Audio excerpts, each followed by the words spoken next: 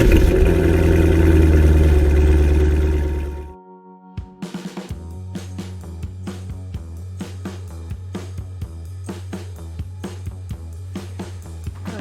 listening to the Cars at Carlisle Network, podcast episode number 102.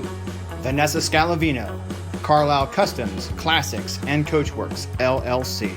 Cars of Carlisle is your favorite internationally downloaded podcast about all things automotive. Darren and his CFC team are ever searching for interesting automotive happenings, real stories about real car people, and fun features to inform and entertain you. Each week, the Cars of Carlisle crew brings you show topics ranging from car shows to team adventures to auto racing weekends to behind-the-scenes human interest stories from car nuts that live across town, across the country, or even across the globe. Come join the road trip. Today we speak with our friend Vanessa Scalavino about the company's transfiguration she and her business partner and father, Vinny Scalavino, have been steering. The Carlisle Customs, Classics, and Coachworks team is transforming their 86,000 square foot Shippensburg, Pennsylvania building into a state-of-the-art green facility that will be a destination spot for all things automotive. It's time to learn all there is to know about this unique 121-year-old transportation facility. So, let's get revved up! Hello and welcome back to your favorite informative automotive podcast. I am your trusted host, Darren, and this is episode 102. Thank you so much for being part of it.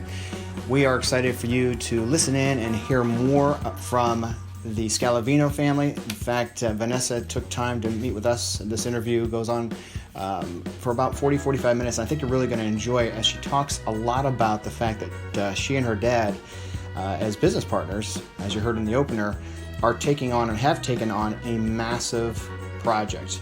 The building, I've been there, it's incredible, and it's just like, as Vanessa said, it's almost like a car restoration in the sense that you're doing a complete restoration on a building that dates back to 1899. There's a massive safe in the like room-size safe that they once had stored silk during this one of its iterations as a factory. Really a fascinating story, and they're making this building into something special. It's going to be a place where everyone can congregate. They'll have an art museum for all things automotive. They'll have merchandising. They'll have storage for your vehicles. And in fact, they'll have a collector room where you can have your high-priced, high-end vehicle fully secured, monitored. You can then have a direct security camera feed to your phone that you can then monitor at any given time and see your vehicle. So really putting a lot into this operation, and excited for you to hear all of that. So we'll get to that in a minute. Wanted to say a very special thanks to our friends and corporate sponsor, Porsche Mechanicsburg. Thanks to them. And once we are able to get back to car shopping, encourage you to check them out. Also wanted to let you know we've been doing some analytics and really watching where our audience is coming from, the downloads and what have you. And we thought we'd do a little feature here for the next several weeks and highlight some of the countries that have been really huge fans beyond the United States. And a special thank you to España, Spain. You have been a huge part of this following and the downloads. Thank you to the country of Spain and our friends, and or I should say our amigos and amigas in Spain. We'll listen in at the very end of the show. We'll do our parting shot in Spanish, and want to again say thank you very, very much. It's been a real treat to have fans from all over the world, and certainly I was in Madrid many years ago and hope to get back to Spain as soon as I can. But we figured that in that spirit, we'll make today's trivia question along those same lines. So, what car manufacturer is best known for the country of Spain, in the sense that they have produced over the millions of cars? In fact, they were the 8th largest automobile producer in the world and the 2nd largest in Europe, right after Germany. So what is that Spanish car company? That answer at the end of the show. So now let's go to Skype, as we are respecting the sheltering and the social distancing. We talked with Vanessa Scalavino remotely, so pardon the sound quality, but listen in now as you hear there's some great things happening with our friends, the Scalavinos. Let's go there now. Hello, Cubers, this is Darren, and I am here in Studio A, and I'm on the phone today with Vanessa Scalavino. She runs Carlisle Customs and Classics. Vanessa, thanks for making time this afternoon on Friday. Yeah, no problem. Thank you for having me. Sure, and actually it's Good Friday, so happy Easter weekend to your dad, Vinny, and the family. Yes, thank you. You guys too. Well, great. And to Rick and your family. Well, thank you. Yeah, it's going to be different for everybody this year, but we'll muster through and do just fine and adjust as we go. So that's all we can do. Exactly. Well, really wanted to, if fans know, this is going back to episode 74. We interviewed Vanessa and her father, Vinny, at their shop just west of Newville, not quite to Shippensburg. That was last year, and we had talked then, and Vanessa in particular alluded to some big projects and things happening for their company. And much has happened since then. Now, granted, with some things that are happening around us in the world right now that has put timeline impacts and some things. So whereas we were excited to have Vanessa share some dates and things on soft launches and when things are going to be happening at the building, I know you're adjusting to that, Vanessa, and no one really knows what the next 4, 8, 12 weeks may hold for us. So we're just going with the flow. Exactly. That's all you can do. Right. So I'm really excited just to have the Cubers hear about that project that you had talked to all of us about and what that's meaning, because there is a massive work being done in Shippensburg. And if you will, talk a little bit about the 86,000 square feet that your company has now acquired and making into not only a shop for rods and customs and things, but a bit of a destination spot, which I'm really excited about. Okay, sure. Yes, it is exciting and something we've been working for and towards for a few years now, and finally we're able to bring it home. So basically, we have an 86,000 square foot facility with an additional 10,000 square feet of courtyard space that used to be the Hoffman Mills complex in Shippensburg, Pennsylvania, which was a textile mill for over 100 years. Until about 2005 when they shut down, and building was basically abandoned and vacant for over 10 years until we became interested in it. And for the last couple of years, we've been slowly renovating the facility, and a few months ago we were lucky enough to get some funding to finish the massive renovation project. So we are slowly rounding up renovations. We were scheduled to basically be done with them within the next month, which now, obviously, because of everything that's going on around us, that will be delayed. But we are still looking forward to moving forward as soon as we can with finalizing the construction, and then it will be Carlisle Customs, Classics, and Coachworks, LLC, which will be an automotive destination for all types of automotive services and events. There will be a 10,000 square foot restoration center, which will just all be bodywork, fabrication, custom classics, antiques, exotics, everything like that, which is our current main body of work that we have been doing through my family's company, Carlisle Customs and Classics, over the last 4 years since my dad started it. We will also have a 17,000 square foot painting facility, which will be dedicated. We have a heated booth that will be used for painting the customs and restorations, but we'll also offer industrial painting applications and collision painting. Basically, everything from all the different entities of the facility will go there to be painted.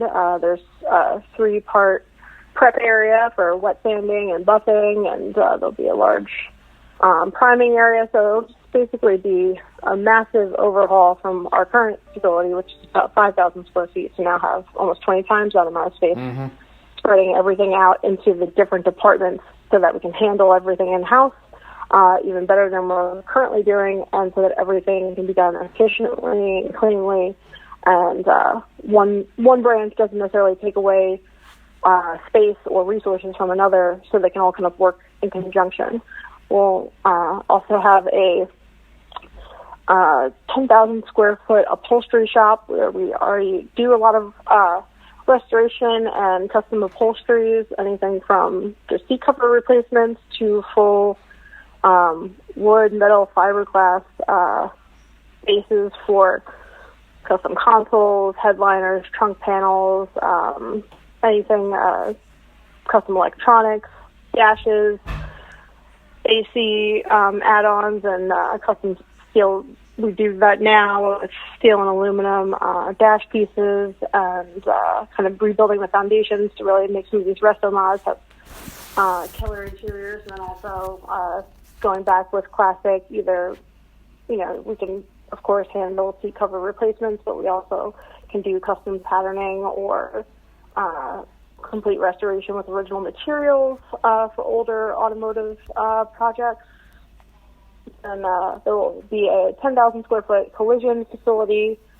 We do service all collision cars now, but we also have a focus on classic collision. A lot of insurance companies will refer jobs to us from Pennsylvania and surrounding states when a classic has been involved in a collision or some type of damage has occurred to the vehicle. And then we will also have a 30,000 square foot concierge climate-controlled parking area where customers will, either customers of our customers or people from the area or out of the area, will be able to store their vehicles. They'll have their own set space, battery tenders.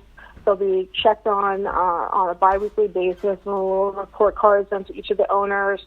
They'll be stored in an area that's completely locked, have video camera surveillance, climate and humidity control, and there will actually also be a private collector room where if somebody has a few cars and they wanted to, just check in on them on occasion, they would actually have a private video feed that shows them just their section with their vehicles in it that they could check at their convenience.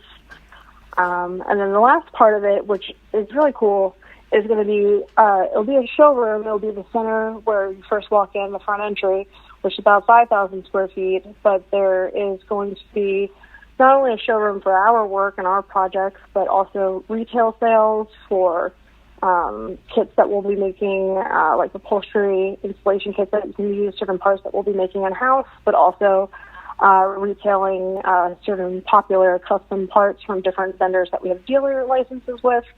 But the more exciting part is going to be the art gallery portion, which is that will be featuring automotive-inspired art from various artists around the country. We have already an arrangement with Moto Girl Art, which is awesome. She's amazing.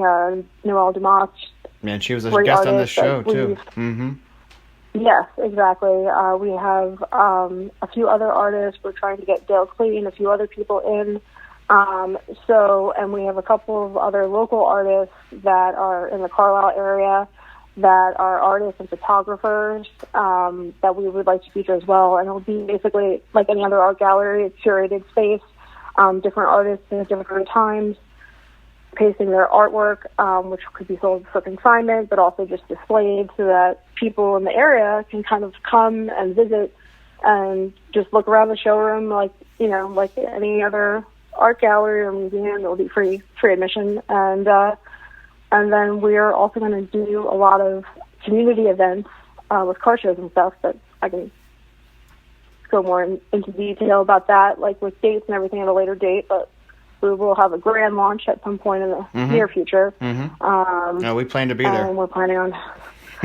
Exactly. We definitely want to have many more podcasts with Darren and Cars with Carlisle, and then also we're planning on doing general cars and coffee once a month, where we'll have like food trucks and just like a little 4-hour meetup on maybe like Sunday mornings is what we're thinking. Just once a month, come get some coffee, donuts. It'll be open.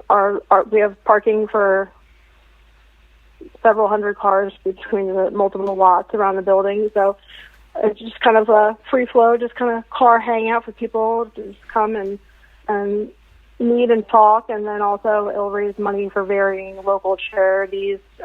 Every month will be a different charity that rotates, so probably be like a $3 or $5 entry fee, and then any type of awards or anything like that we would just donate the funds for that. That way 100% of it goes to charity. But that's what we're looking forward to, just trying to make it an extension of the area, which is, very automotively focused, and people have a lot of interest in rods, customs, restorations in this area, and obviously there's Carlisle events, which is what originally attracted my family to the area. So it'll just be something to keep that going on a much smaller basis, but just kind of local meetups, and, people can see the shop, do shop tours, but also just kind of check out new artists, new automotive furniture, nostalgia pieces that will be rotating throughout the gallery as it goes on. Excellent. Well, do you plan to have a merchandise area and some other things along with the kind of like the front reception and the art area and all that? Would that merchandising be in the works as well? Yes. Okay. So we will have we'll have merchandising as far as shirts and stuff like that, from our shop. But then we'll also have the art, which would be there are pieces that are custom pieces that would be consignment, and then there's also with Moto Girl Art Studios, for example, she has prints, so those would be available for retail sale. There'll also be we have dealer arrangements with billet specialties, roadster shop, frames, different things.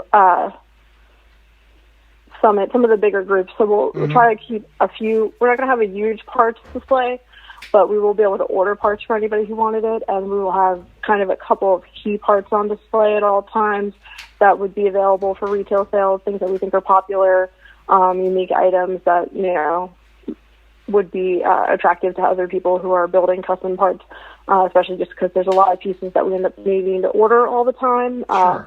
So things like that we can't really find in this area, we'll have kind of a specialty custom retail shop for that, and then we'll also be selling automotive inspired furniture, desks, couches, specialty lamps made out of upcycled or repurposed automotive parts. So that's something that we'll be doing in-house that we'll have for sale in the gallery. But yeah, basically it'll be anything automotively inspired will be eligible. We'll probably also open it to just transportation inspired, because the Rails for Trails is right across the street from our building, and actually our building used to have a railroad that was its own kind of private delivery, just because for the factory. So and for those we'll that are open it up to that as well. I was going to say, and for those that maybe aren't as exactly familiar with Shippensburg, you're essentially walking distance to the Shippensburg University campus. Am I right? Yeah, we're right across the street from the campus. When you first pull, there's the parking lot for the building is on Earl Street, which is directly facing the campus, and we're on Seneca Street, which is a little bit inset from that. But so yeah, we're very close to Shippensburg University campus. We're diagonal from the Pizza Man, if anyone knows where that is, and next to Penelec Utilities. So it's kind of a large building in the middle of town, but just a little bit tucked off the main strip, I guess you would say. So definitely possible people who aren't familiar with the area would not know where it was, because quite honestly, I forgot about the building for a while until we started looking in this area, and and then but every day that we're here working and doing things, it's always interesting, because there's over 375 people who are employed by Hoffman Mills over probably 4 generations. So pretty much everybody in the town of Shippensburg has a story, or I worked there, or my mother worked there, or my grandfather worked there. So it's definitely interesting, and we're trying to put a lot of history from the building back into place, because we will be providing more jobs and expanding our own staff, but we'll definitely not get to the point that we have 375 jobs. So we're trying our best to improve the building and improve the area and just bring a different service and a different amenity to this area. But I think people will be really excited when they see it as we went through and slowly kind of stripped the building down because it was in such, it was in terrible repair. We basically had to redo the entire roof. But we took our time to take out the systems that, we would be renovating and replacing, but also to try to keep as many things that could be like mementos or kind of little time capsules for the building's original purpose. Most of the heavy equipment or any type of textile equipment was gone by the time we bought it, but there were certain gauges and clocks and calendars and signage that we were able to keep throughout the process of renovating it. So we are also going to have one wall in the showroom is going to be like a dedicated mural and showcase just for the transition of the building through the years and feature some of these pieces that we were able to salvage and restore, which I think will be really nice. And on the other side will be kind of a time capsule of our family's business as it's progressed from New York to the Carlisle area and now to this bigger building in Shippensburg and kind of the transition that it's gone through. So I think it'll be cool to have kind of like this multi-generational building and multi-generational company coming together. And I think that'll be nice. And then there'll be cool furniture and stuff throughout the building. We're going to make our conference room table. Our conference room is actually going to be an old vault. I remember that that they had in the building. Yeah, I remember last, I think it was fourth quarter, I stopped by and got a full tour at that time in the process, the project itself, and that the safe, or now the conference room, impressed me so much. I just kept thinking, talk about soundproof. I mean, that is unbelievable reinforcement. Also, your bunker, your safe room, if you needed it. I know. Supposedly the vault door doesn't work anymore, but we'll definitely have to look into that, make sure no one gets locked in. But yeah, I know, and that's definitely the room that we had said if you wanted to host any of your podcasts, you're welcome to use. Absolutely. Acoustics will be great. No, I remember, and I would appreciate that. Pretty crazy. It's a 12-inch thick cement wall on all sides, and floor and ceiling. And it was the only non-leaking ceiling in the whole building, as you can imagine. And yes, 12 inches. And apparently, as I learned later, doing the research and trying to pull historical pictures and pieces of history over time to put this wall together, when the building was first built, the building was built in like 1899, but the part with the safe, I think, was added in 1922 when it was a silk mill. And it was a Piedmont silk mill, and they used to lock all the silk in there because it was so valuable. Okay. And as it went through the Depression, I guess people, they became more wary of people trying to loot the factory for silk. So they built this, enormous safe room just to house the silk. But yeah, so it's definitely a cool vibe, and we're taking two of the pedestals that used to be the dye floor. I guess they were to hold the vats for the chemicals. They were left behind only because they were cemented into the ground. So we're actually going to take those and weld them into a pretty thick conference table to go in that room. Wow. So it'll have a lot of history and a lot of pieces throughout. And what a great upcycle. We definitely had to buy a forklift to move everything around here. Wow. So it'll definitely be cool. But I mean, we repurposed everything possible. We took pieces of rafters that we had to take down in certain sections of the building, and we had to take down probably 70 feet of a gantry crane so we can make more room for our spray booth area. And all those pieces are now making up the headers. They're making up work tables that will be in all the body shop areas, because each car is going to have like its own little station. So it's making up all those stations and stuff like that. So we try to keep as much history and purpose from the building, in the building, and also reduce waste as much as possible by upcycling and selling and recycling and Well, and everything like that. That's a great segue, Vanessa. And we had a little, again, we're friends, and we had some conversation prior to this interview. But I do know from talking with you that that's a good segue with the recycling and the upcycling and everything else of it being as green of a building as possible. And talk a little bit about the solar power, and the solar panels and energy approach that you're planning to go with. Exactly. Well, so far we have already gutted all of the electrical systems which were originally in the building because it was a way overpowered system and also basically looked like a NASA space station when you went in there, but most of it would have just wasted a lot of power powering everything down to the much smaller equipment that we'll need to operate our facility. But so that was the first thing we did to try to save, energy. And then we also gutted the existing, I guess it's not really HVAC system, it was a boiler system. They had 3 massive 17,000-pound boilers that took an enormous amount of fuel, either natural gas or oil. They ran off of both, but they were very old and very inefficient, and also would have created just nonstop rusting issues for us with the cars, so we knew we couldn't use them anyway. So we spent months and months and months stripping the building of the steel and the boilers and the boiler systems, which I actually sold to somebody who refurbishes them in Florida, and that was quite the operation to get them out of the building, but very interesting. But yeah, so that was the first step that we did to try to maximize that. And right now we're in the process of putting in the new HVAC systems, which we have one system in place that will give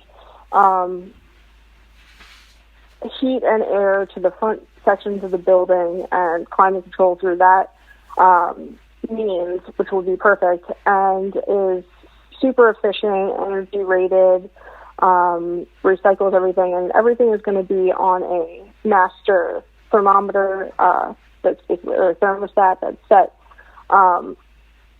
in the office and can be also handled remotely, so that the system basically knows to power up and power down at certain times and tries to recycle some of the air, keep it in the building. So it has massive reductions in the amount of power and the amount of fuel that it uses over the boiler system, which was terrible. And we're trying to, before all this kind of additional, strains happened in the economy and everything lately with the COVID situation, we were in the middle of working to get additional grant funds to add that same type of system throughout the entire building, which we are going to do. It's just whether or not we do it in one phase or 2 phases. But at a minimum, it'll be very efficient air conditioning in the front of the building and the same type of heating system that's all controlled through a thermostat that will control the whole building, so that way there's no loss. And then there's also going to be, we re-insulated the whole roof when we rebuilt the whole roof, and we're adding insulation to all the exterior walls to try to minimize the amount of energy consumption. And then we are also working with someone to install solar panels that will completely power the entire building. So it will be, when all said and done, it'll be a completely green-powered building with energy-efficient systems. So we are making every effort we can to do that. We do have a waterborne capable spray booth. Currently, we don't really favor waterborne products, but we have the ability to do that if it becomes necessary for environmental control reasons. Right, sure. But, like most people in the restoration segment of the automotive repair industry, the applications for custom colors aren't really there yet.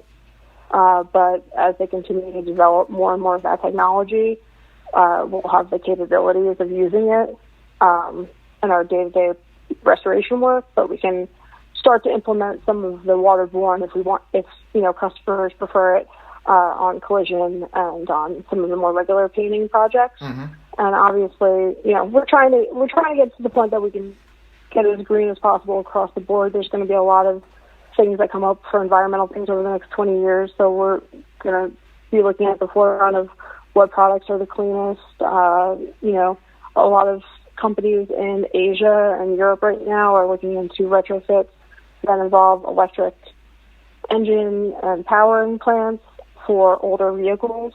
So, I'm trying to look into that. I don't think we'll be doing any for the first few years, but, that always keep your mind on what's going to happen next in the industry, and also the little parts that we can do that make it slightly more environmentally effective. Sure, of course. As an industry, so yeah, we're at a nexus in our hobby in the way that electrifying everything is really changing the landscape quite a bit. Oh, absolutely. I think it's definitely going in that direction. I think it'll probably get a boost now because there's so much more of a focus on the environment right now. But and I think it'll probably be like a 10 to 15 year saturation point before it really gets super popular in the industry. But right now we're doing a lot of resto mods, which other than functional applications, but they're just so much easier to drive and easier to take care of, especially if you're like me and from, a younger generation that was born with, cars that maybe weren't smart cars, but at least were a lot less maintenance than the average muscle car or, mid-50s cars that our families grew up with. They're not only more functional and, user-friendly to drive, but they're also just by their nature of using more modern equipment, much more efficient and much more energy saving as far as fuel consumption. Sure. So we're working right now to try to do some Land Rovers actually that are converted to that. Okay. To Chevy LS engines, and the fuel change is massive. Oh, I'm sure. Yeah. Well, and there's probably some safety benefits too. I mean, I can appreciate.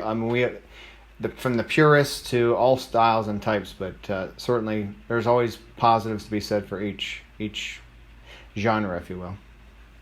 Exactly. Well, I think what's interesting too, I was thinking more about the storage component that you were saying earlier of having the facilities where they could be open air, they could be the collector's room where you said about having the private feed and an owner can see their vehicle real time, just wherever they might be, and have a Wi-Fi connection, which is great from a security camera standpoint. But I imagine that, as you said, with our area being so rich in automotive history and the hobby, and with Hershey and Carlisle and what have you, and individuals coming from all over the world to these events each year, I imagine that you'll probably eventually see clientele that may have some amazing six-figure vehicles in your facility that may only come to this area 2-3 times a year, but when they are, they get their vehicle out of the secured, hermetically sealed, or essentially a humidity-controlled, temperature-controlled facility, and take it for a cruise, and then when they're ready to catch their flight back to home, they take it back to your facility and secure it, and off they go, right? Yeah, that actually is one of the components that we are kind of planning on happening. We are going to be offering transportation to and from the facility through covered transporters. So that's one way to attract people who are not local. But the other aspect of that is most of our customers, the majority of our customers now are actually not local. We have a lot of really strong local customers, but the majority of the percentage of our restoration and remodeling custom projects recently have been coming from out of the area. So there is a huge pull in general, even for people who are not going to want to store, who are going to use their cars more frequently.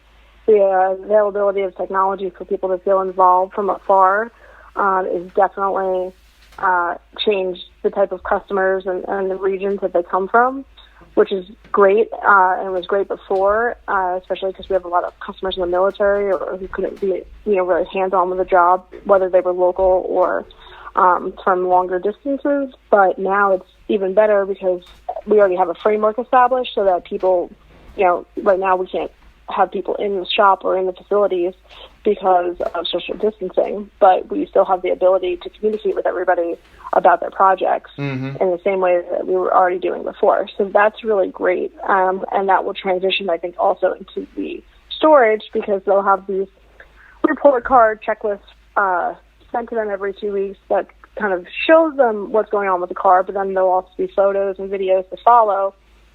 And I think just having somebody there, as opposed to having it in like a storage facility where it's maybe in some little 10 by 10 garage or what have you, somebody's actually checking on the car, is there, securing the building, it's alarmed and sprinklered and everything like that. But there's also going to be staff here, wiping them down, making sure that they keep like the covers on, like rotating them every couple of weeks so that the wheels aren't flattening, things like that, opening the doors, airing it out. And the other benefit is that we'll have the ability to actually, a lot of these other service providers that have these concierge climate-controlled storage places, they offer services that they outsource the car to local areas to like fix it or service it or detail it, but we will actually offer all those services in-house in the same building. Yeah, it'll never leave the roof. People wanted, exactly. So we have a detail station, which I actually forgot to mention earlier, but we have a totally separate detail area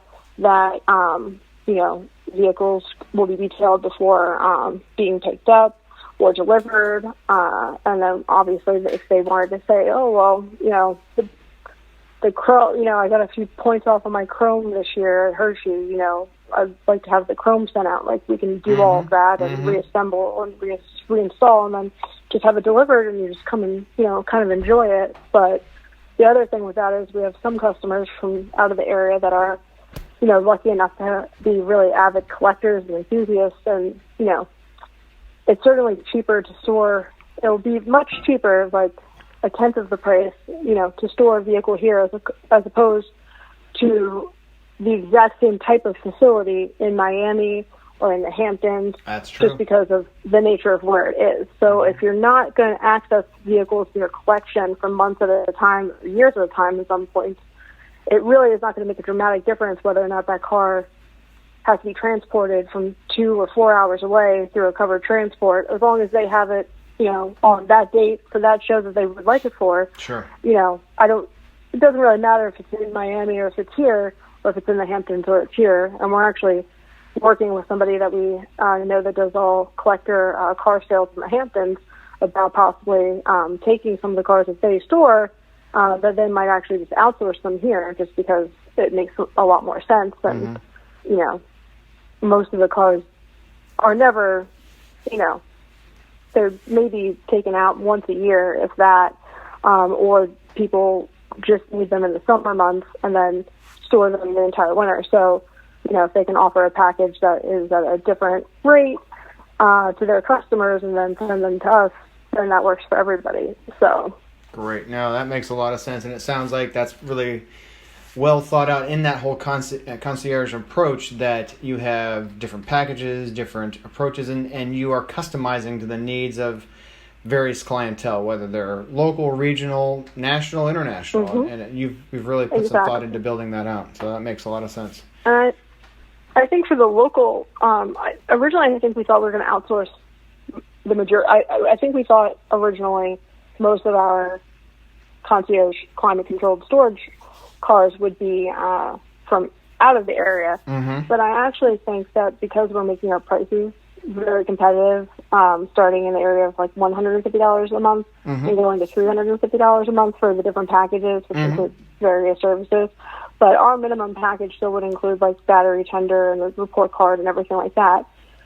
For that much per month, I still think that there's a big clientele to be serviced in this area, mostly through the War College and the many military bases that we have in this area. Yes. We have a lot of clients that get, either deployed or are in the War College where they don't have as much of a garage space in the barracks.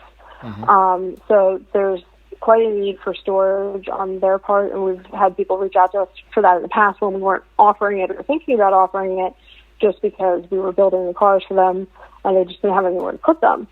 Then the other aspect is this area obviously is has an older population, And a lot of people are downsizing, but they don't necessarily want to get rid of their cars. And what we've noticed in the last few years is our clientele, we've gone, from basically a lot of clients that were between 40 and 60, and we currently have a lot of clients that are between 60 and 80. Okay. And certain clients that are over 80 and that they're starting builds, at 82, 83, but they're also downsizing their homes.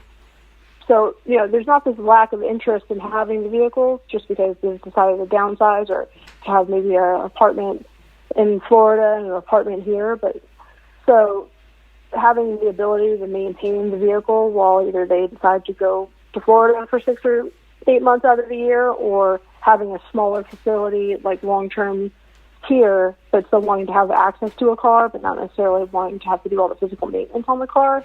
I think that will be actually something that will drive a lot more local business to fill up our spaces, and then we'll reach out to the longer distance group.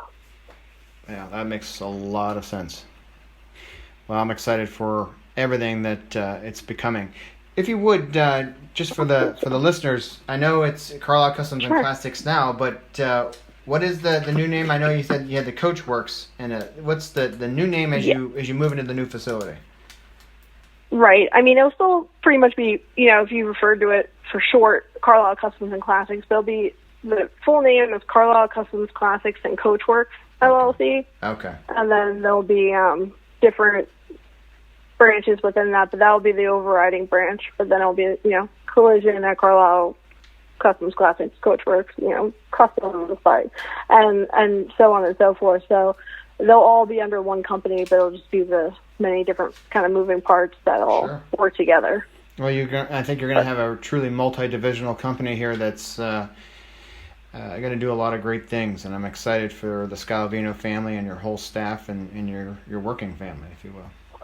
Well, thank you so much. We're excited, and we're excited to have you be a part of everything, and well, thank you. See a lot more of you at our weekend cars and coffee and everything like that once this all gets behind us and we can wrap up construction. That's right. Well, you had said it too before we went on the air, and the fact that you and your dad and the whole team are really doing a restoration of a building that's essentially nearly the size of a city block, and it's and as you said, you're trying to keep parts of the building, heritage, the provenance of the history of that facility, the 121 years that it's been there in that town, and it's admirable for all the work that you have done to preserve that and to keep that heritage while bringing in the new and the exciting part of the innovation. You talked about making it a green facility, so you are taking all these, spanning century plus, a century and a quarter of time, and taking it from the oldest element, like you said, the safe in 1922, to now you're taking it to nearly 98 years later, with cutting edge heating, cooling, and how the building itself will manage. So your restoration to the building itself is also quite impressive. Oh, thank you so much. We definitely learned the many similarities between renovation and restoration throughout this process. So it has been quite the experience, and definitely was a frame off. We were hoping it'd be more of a scuff and paint, but it was definitely a frame off. So, but like most cars, until you strip it, you really don't know what you have. So that's right. We'll be happy when it's done, and I think it was definitely a long road to get here, and maybe not the most obvious choice when we started as far as buildings, but I think having the time to sit and renovate it over the last couple of years, really, I think we've maximized the space in a way that makes a lot of sense. Right. And I think even though we were trying originally to be closer to Carlisle, I think actually it'll be really good for this specific area. We're still right outside of Carlisle, but I think it'll be a nice addition to Shippensburg, and I think Shippensburg itself is seeing a lot of development and everything lately, so hopefully we could be a part of that wave. And you're very accessible to the Interstate 81 there, so that's just minutes from Interstate, which is great. Exactly. And it's convenient for right now, because until we can finish construction, we are still offering all of our services through our other 2 smaller locations, which will be wrapped into this. But so thankfully, we are able to continue operating while under construction, and that's definitely good. Well, that's glad to hear that. Well, we are in the last quarter mile of our journey here, and I'll let you have the final word if there's anything you want to share as a parting shot, Vanessa. For everybody to just hold on and try to find little projects they can do. We're going to be trying to offer some tips and tricks to do small projects with your cars at home, like while social distancing. And we are offering discounted collision services, 10% off as a general discount, but 20% off to people, healthcare workers, grocery store workers, pharmacists, truck drivers, people who are, keeping everything moving and going while social distancing and shelter in place is in effect. So that will be going through it'll last, right now we have it till I think June 1st, but so that way the last thing people need is to stress about getting their car fixed or repaired. We are offering pick up and drop off and everything like that, so that you don't have to come to the facility. And our same virtual restoration repairs are always there, but we're doing that now more for collision, which we typically don't do. So that way people can minimize contacts and everything like that. But that's basically it. Just for people to keep finding ways to work on their projects and keep it moving. And show season might be a little later this year, but it's coming. So. Right. It'll be good. We'll all get through this. Well, and I know we don't want to say too much while you and I continue to do our planning, but to the listeners of Cars of Carlisle, we've been putting some ideas and thoughts down together as far as our 2 companies, Carlisle Customs and Classics and Cars of Carlisle, about ways that we can help everyone just maybe have a forum, a way to have some fun virtually, and as you said, Vanessa, that we're continuing to follow the sheltering rules and what have you. But if we make some headway on that, we'll be sure to share that with everybody, and certainly want all fans and clients from both companies and everything to be part of that as well. Maybe even just we talked about possible roundtable and what everyone's doing to cope, and how they're making ends meet, and whether they're doing clever, creative ways of working on their projects and what have you. So, without giving too much away, we'll have more to share on that hopefully in the coming weeks. Yes, that'll be a lot of fun.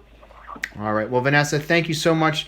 Easter greetings to your dad, Vinny, and to the whole Scalavino family. Thank you so much for taking time out of your busy week and Friday to talk with everyone here on the Cars of Carlisle show. And as we always say, we'll continue to stay strong and stay together. Absolutely. Thank you so much for having us. All right. Thank you. Take care. We are back to Studio A. A special thanks again to our friend Vanessa. Great to hear all the things happening with the building restoration, if you will. And once that's done, it's going to be a tremendous facility that we look forward to visiting in the future. And Cubers, if you would like to learn more about the Scalavinos and the work that they've done in the hot rod, customs, car restoration business and how that's expanding, it might be good to go back and listen in the archives. They were episode 74. In that, Vinny and Vanessa Scalavino both spoke about their business and all the work that they've done over the last 40 years, and I think it would be a great way to complement this episode 102. So check out episode 74 if you A, listened to it before, or B, if you haven't had a chance to really download and enjoy it. It'd be a great time for that. Want to again say to each of you, thank you for being fans. Thank you for staying strong and staying tough. These are trying times, and we are all in this together. I know that's become almost a catchphrase in this world, but it really is. It's made things pretty apparent that we have to really focus on what matters in life, and it's been a bit of just a reality wake-up call for all of us, and hope you're doing everything you can to stay healthy and strong, you and your family and loved ones, and hang in there. We want to give you that trivia answer. So if you recall, I had asked what is the most popular or well-known, but also has produced what auto manufacturer in the country of Spain has produced the most vehicles, more than any other country, in fact, in Europe, second only to Germany. And that answer is Seat. Seat has been around, it was formed in 1950 and has gone through many different iterations. They've had various models released. And then in the 1980s, in that decade, being the automotive flagship to Spain, Seat was then acquired by the Volkswagen Group. But certainly Seats are now finding their way outside of Spain and can be found in all countries, especially throughout Europe. And a big, again, special thanks to all of our friends in España for listening to the show and continuing to be fans. Please continue to spread the word, like, rate, review, and stay on board. We love having you as part of this journey. In fact, I'll do my best for the parting words in Spanish, and that would simply be conducir bien, que estés bien, cuídate. Or drive well, be well, and take care.